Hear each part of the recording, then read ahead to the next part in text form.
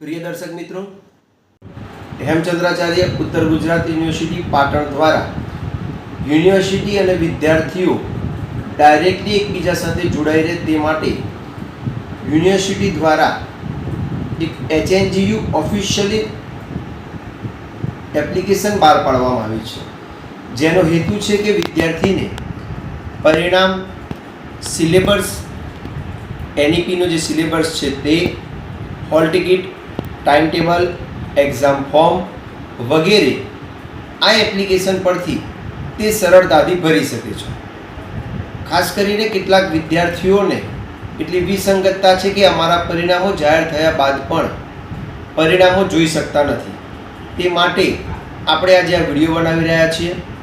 આ વિડીયોની જે લિંક જે છે, એપ્લિકેશનની લિંક જે છે એ ડિસ્ક્રિપ્શન પર મૂકેલી જ છે। तो खास करी आ वीडियो ने आपणे वधारे लाइक करिए, शेर करिए और सब्सक्राइब करिए। વધુ माहिती माटे आपणे हाल एप्लिकेशन बतावीशुं। एप्लिकेशन डाउनलॉड करी अने विद्यार्थीए तेना परथी तमाम HNGU परिणाम अने अन्य विगतो पण जाणी शकशे। तो आ एप्लिकेशन छे HNGU ऑफिशियल। आपणे एना उपर क्लिक करीशुं। एप्लिकेशन आपणे ओपन करीशुं तो जेवुं ओपन करीशुं तेवुं अंदर यूजर ID અને પાસવર્ડ બંને માગશે। તો સૌપ્રથમ એની અંદર આપણે લોગિન કરીશું। લોગિન કર્યા બાદ સ્ટુડન્ટ અને એમ્પ્લોય બંને આવે છે, આપણે સ્ટુડન્ટ ઉપર ક્લિક કરીશું। ત્યારબાદ યુઝર આઈડીની અંદર તમામ મિત્રો પોતાનો જે યુનિવર્સિટી દ્વારા જે એનરોલમેન્ટ નંબર આપવામાં આવ્યો છે તે એનરોલમેન્ટ નંબર આપણે નાખીશું। તો જે એનરોલમેન્ટ નંબર હોય તે એનરોલમેન્ટ નંબર આપણે નાખીશું।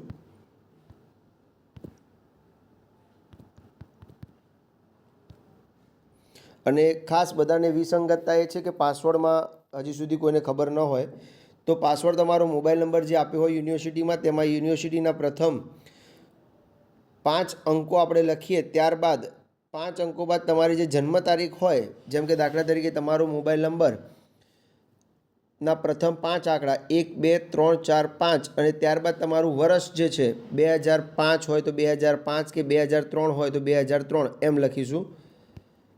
ત્યારબાદ એને લોગિન કરે। જેવું લોગિન કરીશું તો તમને રીસેટ યોર પાસવર્ડનો ઓપ્શન્સ આપશે, એટલે તમે તમારો નવો પાસવર્ડ જે છે એ તમારો નવો પાસવર્ડ જે છે એ આપણે અહીંયા સેટ કરી દઈશું।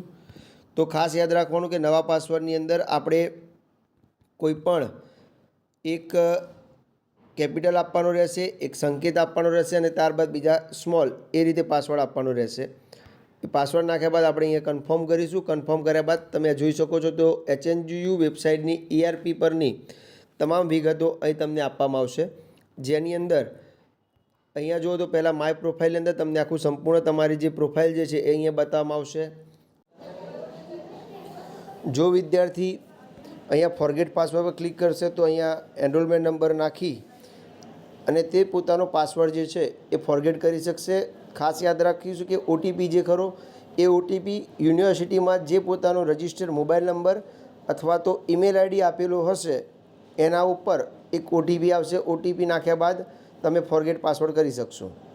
આપણે યુઝર મેન્યુઅલની અંદર તમારે એકેડેમી મેન્યુઅલ સ્ટુડન્ટ જે છે, ત્યારબાદ આ એપ્લિકેશન કઈ રીતે ઉપયોગિતા છે, કઈ રીતે એની સમગ્ર માર્ગદર્શન આપવામાં આવ્યું છે। આ વર્ષે NEP સિલેબસ આપવામાં આવ્યો છે યુનિવર્સિટી દ્વારા। તો આ NEP સિલેબસની અંદર તમે જેવું ઓપન કરશો તેવું યુનિવર્સિટીની વેબસાઇટ NGU.ac.in ઉપર લઈ જશે, જેની અંદર તમારે BA, BBA, BSc, MSc તમામ અભ્યાસક્રમોનો સિલેબસ અહીંયા આપવામાં આવ્યો છે, જેથી કરી અને તમને અહીંયા સિલેબસ મળી રહેશે। ત્યારબાદ તમે MSc કે BSc કે BAમાં અભ્યાસ કરી રહ્યા છો કોઈપણ સબ્જેક્ટમાં યુનિવર્સિટીના સ્નાતક અને અનુસ્નાતકમાં, તો તમે કયો સબ્જેક્ટ પસંદ કર્યો છે તે તમામ સબ્જેક્ટનું લિસ્ટ જે છે અહીંયા આવશે। તમે અહીંયા સેમેસ્ટર સિલેક્ટ કરશો તો સેમેસ્ટર પણ અહીંયા બતાવશે। સેમેસ્ટર 1, 2 તમારે 2માં કયા સબ્જેક્ટ છે, કયો પ્રેક્ટિકલ વિષય છે તે તમામ અહીંયા બતાવશે। ત્યારબાદ તમારું જે પરીક્ષાનું જે ટાઈમ ટેબલ હશે એ ટાઈમ ટેબલ અહીંયા બતાવવામાં આવશે। અહીંયા હાલ કોઈ પરીક્ષા નથી એટલે તો પરીક્ષા બતાવવામાં નહીં। એક્ઝામ ફોર્મ તમારે જો ભરવું હોય તો એક્ઝામ ફોર્મ પણ તમે અહીંયા ભરી શકો છો। તમારું અહીંયા જે તે સબ્જેક્ટનું એક્ઝામ ફોર્મ પણ અહીંયા ભરાશે। ત્યારબાદ અહીંયા તમે જો જે પરીક્ષા આપવા જઈ રહ્યા છો તેની હોલ ટિકિટ પણ અહીંયાથી ડાઉનલોડ થશે. જે પરીક્ષા હોય એની હોલ ટિકિટ અહીંયા તમે ફરજિયાત પરીક્ષા આપતા પહેલાં ડાઉનલોડ કરી અને એની પ્રિન્ટ કાઢી અને પરીક્ષામાં જશો. ત્યારબાદ ખાસ અગત્યનું કે સ્ટુડન્ટનું પરિણામ અહીંયા જોવા મળશે. સ્ટુડન્ટ રિઝલ્ટ અહીંયા તમે ક્લિક કરશો એટલે સ્ટુડન્ટનું પરિણામ જે છે MSc સેમ 1નું હાલ અત્યારે રિઝલ્ટ આવ્યું છે. તો આપણે ક્લિક કરીએ તેના પર વ્યૂ ઉપર ક્લિક કરીશું, તરત તેનું પરિણામ અહીંયા આપ જોઈ શકો છો. તેનું પરિણામ અહીંયા ખુલશે કે કેટલા માર્ક મળ્યા છે તે. ત્યારબાદ આપણે જોઈએ તો પરિણામમાં જો કોઈને વિસંગતતા જણાતી હોય તો તે વિસંગતતા માટે અહીંયા સ્ટુડન્ટ રીએસેસમેન્ટ અહીંયા આપવામાં આવ્યું છે. તો જો તમારે રીએસેસમેન્ટ કરવું હોય તો તમારે અહીંયા રીએસેસમેન્ટ, ત્યારબાદ એસેસમેન્ટ, એટલે તમારે જે કરાવવું હોય તે અહીંયાથી તમે જોઈ શકો છો. પરિણામની અંદર જો તમારે વિસંગતતા લાગતી હોય તો તમે અહીંયા રીએસેસમેન્ટનું ફોર્મ ભરી અને તમારા સંસ્થાના સહી સિક્કા સાથે યુનિવર્સિટી તમારે મોકલી આપવાનું રહેશે.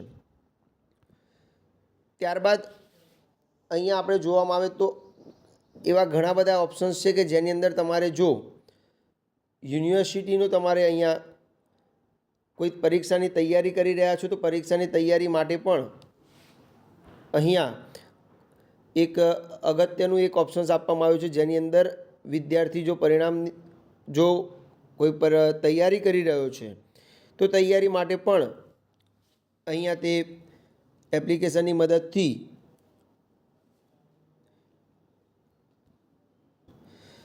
તે કાર્ય સફળતાપૂર્વક કરી શકે છે. અહીંયા ખાસ વિદ્યાર્થી એકવાર લોગિન કર્યા બાદ તેનો પાસવર્ડ જે છે એ ફરજિયાત ચેન્જ કરી દેવાનો.